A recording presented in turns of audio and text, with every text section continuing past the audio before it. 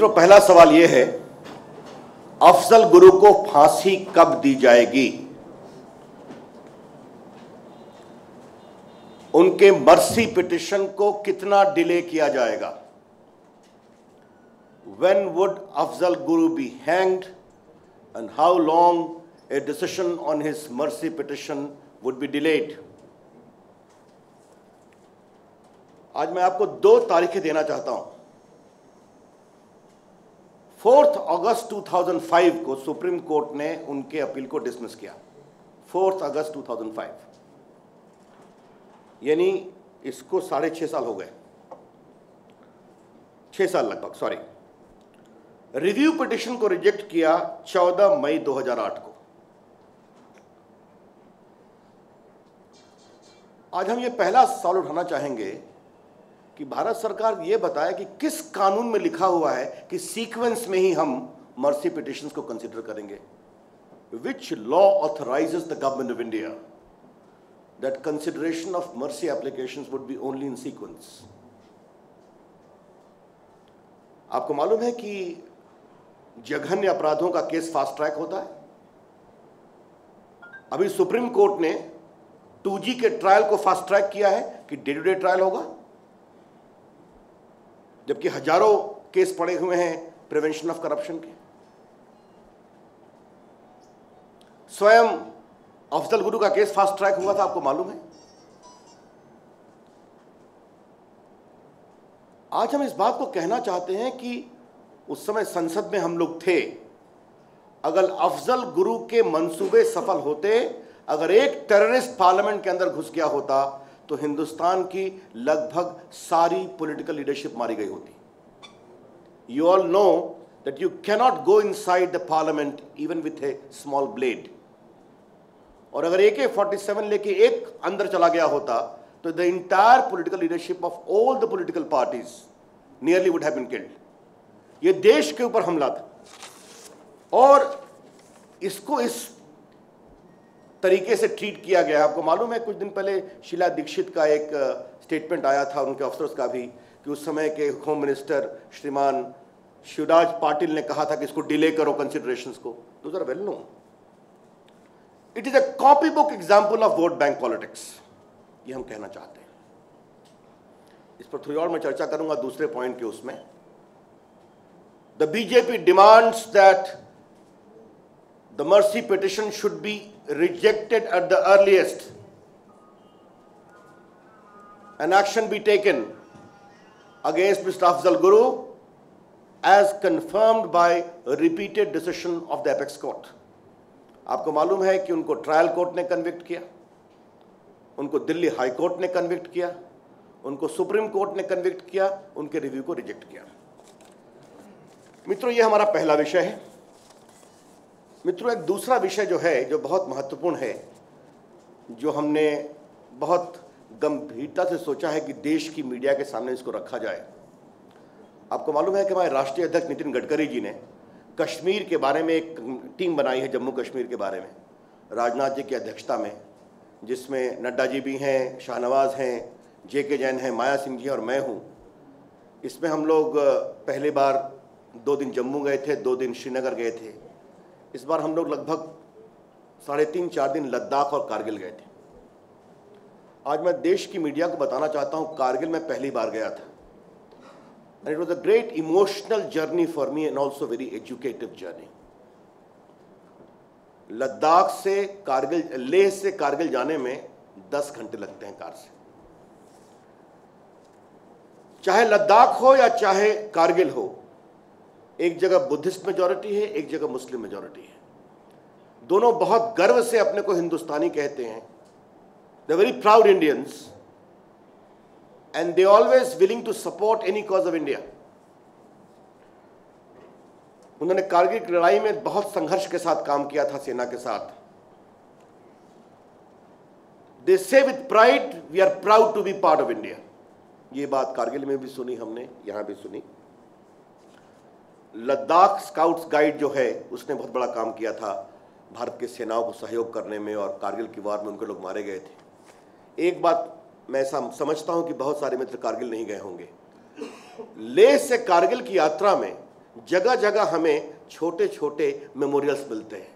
जो जवान मारे गए उस इंडस रिवर के बगल में और ऊंची ऊंची पहाड़ियां at a height of 10,000 feet plus. मित्रों, हमने उनकी कुछ डिमांड सुनी। आज वो डिमांड्स हम देश के सामने पेश करना चाहते हैं। It is very important the country must know how legitimate some of the demands are.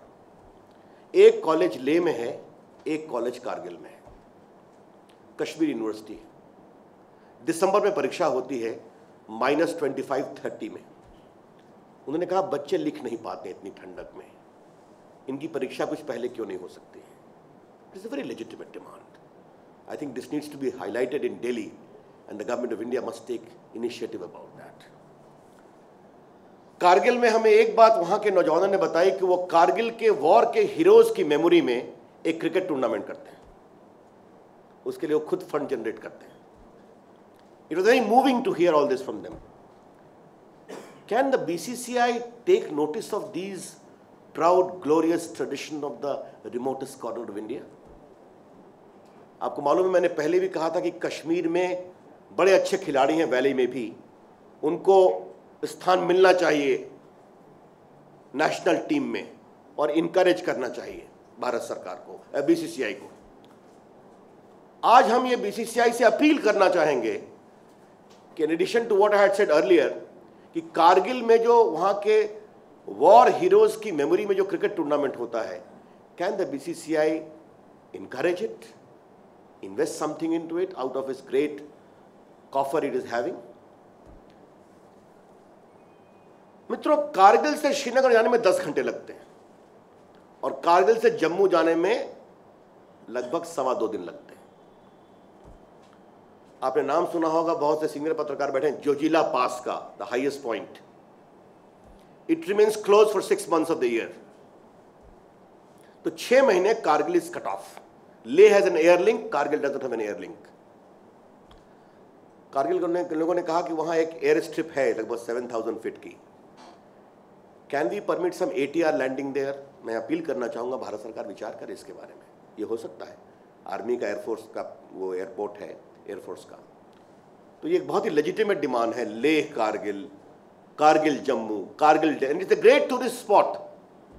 हम लोग बटालिक भी गए, द्रास भी गए, वहाँ से गुजरे। It is a great embodiment of beauty as well.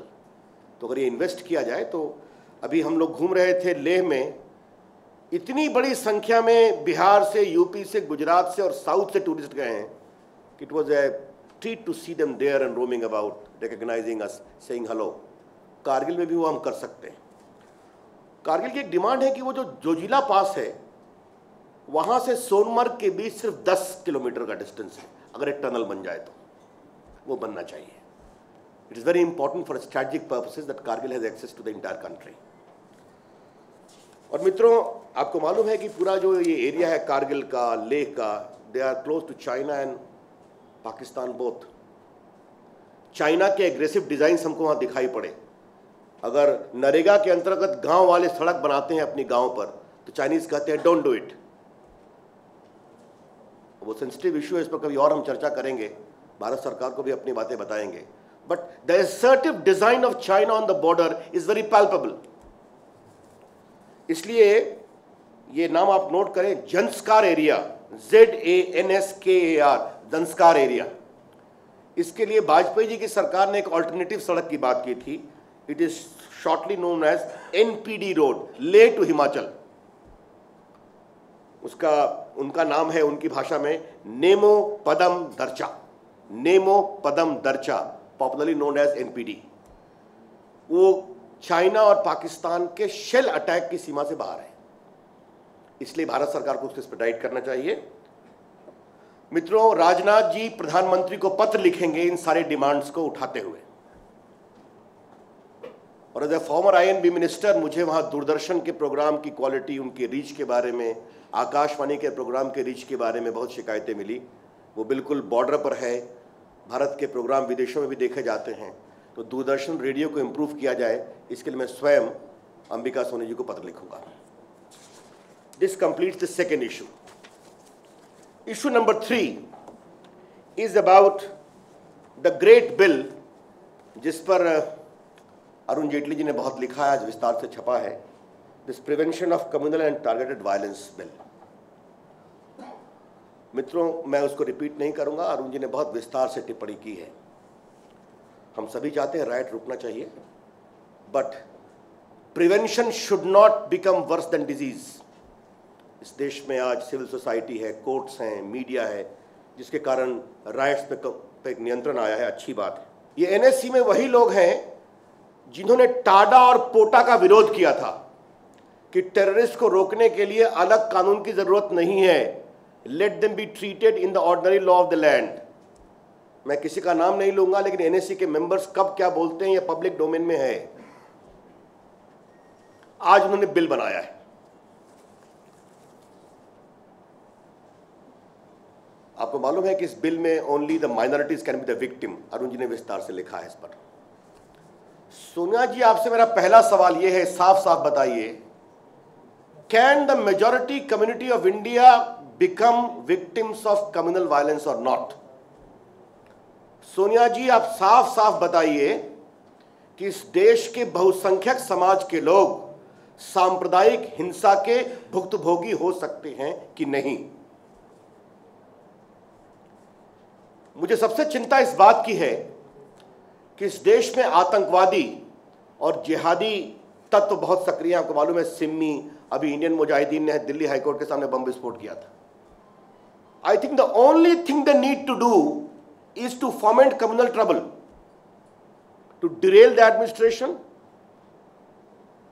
hurt communal harmony, and they know that action will not be taken against them because under the bill only Hindus are guilty of fomenting communal dissension and trouble.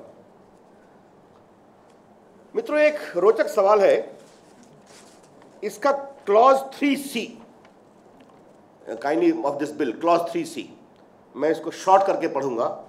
Communal and targeted violence means include so and so so on, which destroys the secular fabric of the nation. ये इसकी भाषा है। तो फिर कार्रवाई होगी। Secularism के बारे में इस देश में डिबेट है। सेकुलरिज्म को परिभाषित नहीं किया गया है। सुप्रीम कोर्ट ने सर्वपंथ संभाव की भाषा को रखा है, जिसको हम सभी लोग मानते हैं।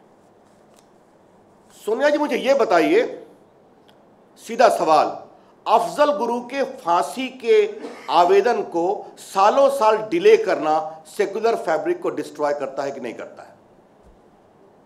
ए very straight question, madam Sonia Gandhi. Does deliberate conscious delay on the disposal of the mercy application of Afzal Guru amount to destruction of secular fabric of India और नॉट? सवाल नंबर 3 सोनिया जी से। आपके एक बड़े गुणी महासचिव हैं दिग्विजय सिंह, हर जगह जाते हैं। बटाला हाउस में आपने शहीद मोहन शर्मा को अशोक चक्र दिया और वो बटाला हाउस के आतंकवादी जो मारे गए उनके परिवार से मिलने चले गए Azamgarh. Does it amount to destruction of the secular fabric of India और नॉट? सोनिया जी, आप जवाब दीजिए।